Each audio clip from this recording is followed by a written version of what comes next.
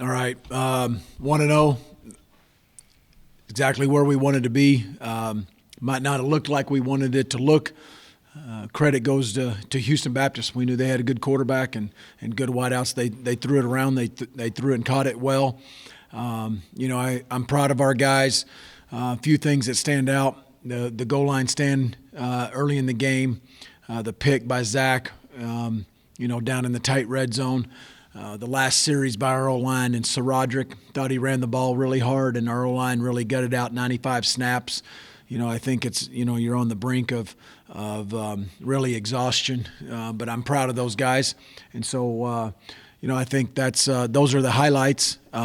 Certainly there's a lot to clean up, and we knew that. We hurt ourselves in the second quarter on offense. I think we had a chance, on a couple seam balls that we just missed, and they were physical mistakes, which I understand, and that's that didn't hurt us per se from from the completion spot. But here's the deal: we had a chance in the middle of that second quarter, I think, to really extend the lead. We did not. Had some stuff on deep. We just got beat. We just flat got beaten, some man coverage on a couple times, and Zappy took advantage of it. Wideouts did a nice job. But credit the O-line there at the very end. I thought it was a pretty gutsy last drive, and they just kind of willed themselves right down the field with 3.5 minutes to go. All right, we'll start with questions, and we'll start with Don Williams.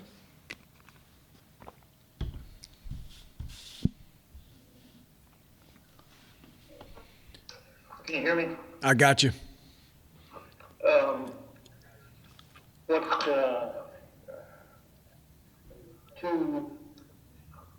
Have to go down to the wire against an FCS team that was 5-7 last year. What kind of performances would you classify that as? I think you can probably take it, Don, right from my opening statement.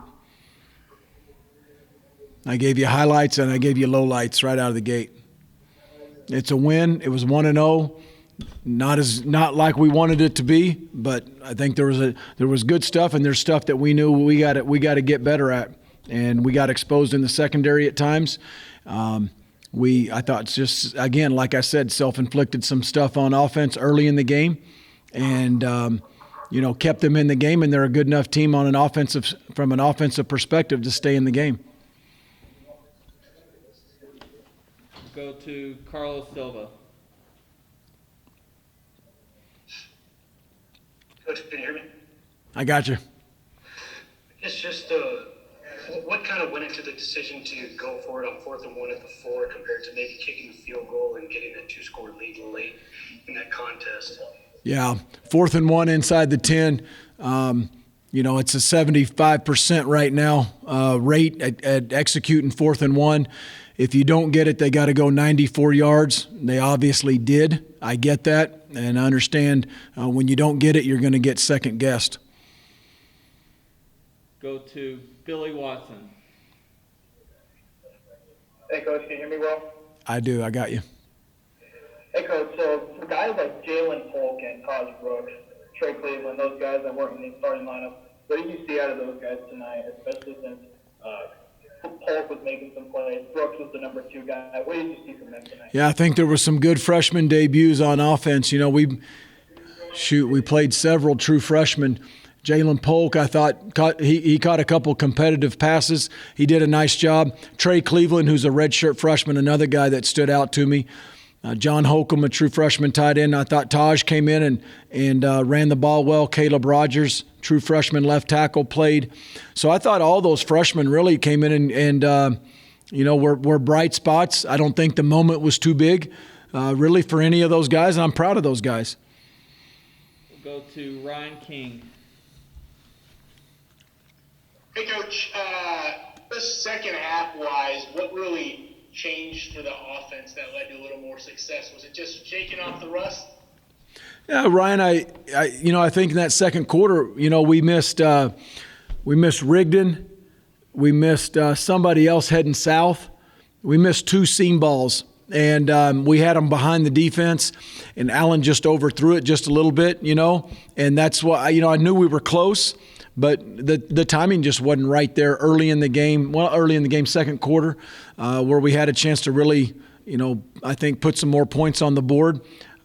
He got in a pretty good rhythm. I think Polk and Trey Cleveland made a couple key catches. TJ showed up, again, consistent out there. I thought Keyshawn Carter had a really good night. Go to Jarrett Johnson. Hey, Coach, can you hear me? I got you. All right. It appeared the secondary really struggled. They gave up 567 yards passing, and guys were running open, really provoking. Why do you feel like they struggled so much, and how can you improve on that moving forward? Yeah, Jared, fair question. Not sure why we struggled, but we must improve going forward. We've got to tighten things up. We got to play with confidence. I thought we got a little down. I think we get beat a couple times, and in the secondary, you better be kind of like a relief pitcher. You better have a short memory in case you give up a home run with a 2-run lead. You got to have a short memory, and I think that affected some of those guys back there. But we've got to tighten coverages down, and just like on the flip side, we got to be able to pressure the QB. Go to Phil Mayer. Hey, Coach, can you hear me? I got you. You started the game in that Maryland I formation, and the PA guy told us... That's not the Maryland I. Oh, That's not the Maryland I. That's old school T. That was an old school T formation, and that was in honor of Tommy McVeigh. That was the Texas T formation, Phil. Call it that. Yeah, y'all liked that, didn't you? Texas T. That was the T and the double T. Yeah, it didn't have anything to do with Maryland. What was the reasoning, or how did you sort of come up with that idea to start the game in that formation? Yeah, it was an idea that I gave to Coach Yost. He and the offensive staff designed it. We wanted a chance to honor Tommy. Tommy's Texas Tech football. We've talked about him quite a bit, and we'll honor him in a few ways as the year goes on. But, he meant so much to Texas Tech. It's just a small thing to honor Tommy, but it was a big deal to our players and our coaches and our program, and they were excited to run that play. It was a good run by Sir Roderick. Nice job by the O-line. Go back to Carlos Silva. Coach, I asked you about the decision not to get the field goal late, but that play by Chrisshawn before halftime that stopped them on a big 4th down. Just what has he meant to you all just in this one game, and just what has he kind of shown you so far? Where it seemed like he was really had a knack for the ball and really was making big tackles for you tonight. Yeah, Chrisshawn Merriweather's I think he's kind of an old school football player. He's a throwback.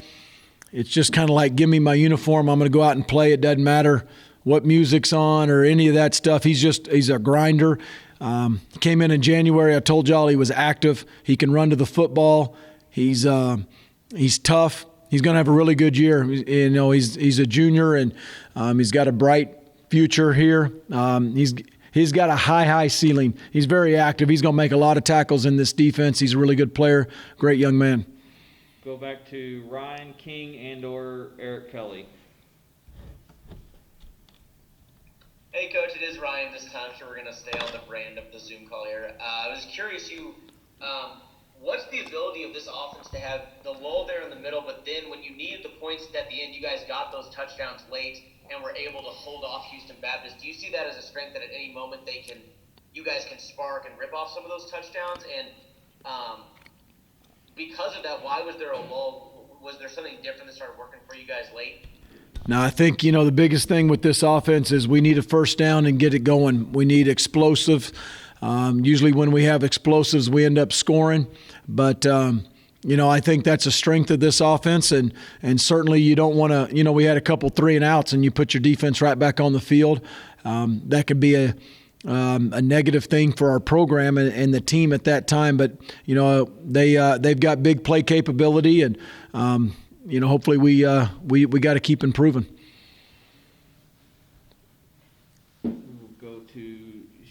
Sheehan with Dave Campbell's. Hey, Coach. What was it?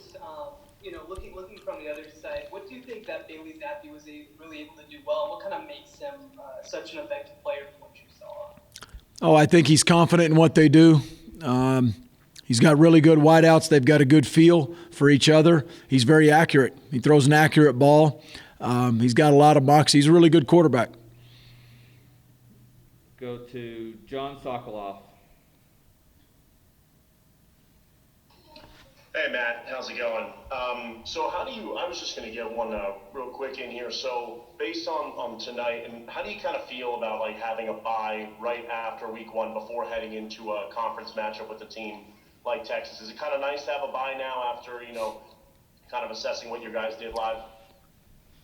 Yeah, I mean, it's just the schedule. I mean, all the uncertainty this summer, and when the Big 12 redid the schedule, we kind of knew it. So there's not much thought into is that good or is that bad. It's what we were going to need to do that week to improve off of one game and to get ready for Texas.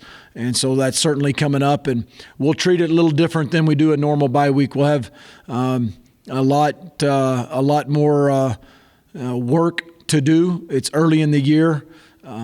With limited scrimmage reps in August, we've got to watch tape, we got to learn, and we got to go back to work, and we got to keep improving. That's going to be the thing. And I wish we'd have played better. I wish we could have extended the lead. We didn't. We got the win, and that's what we wanted. And there's some bright stuff in it. And there's a lot of things that we got to be able to be coachable at, coaches and players, and move forward and move this thing right. And we got 2 weeks to get ready for Texas.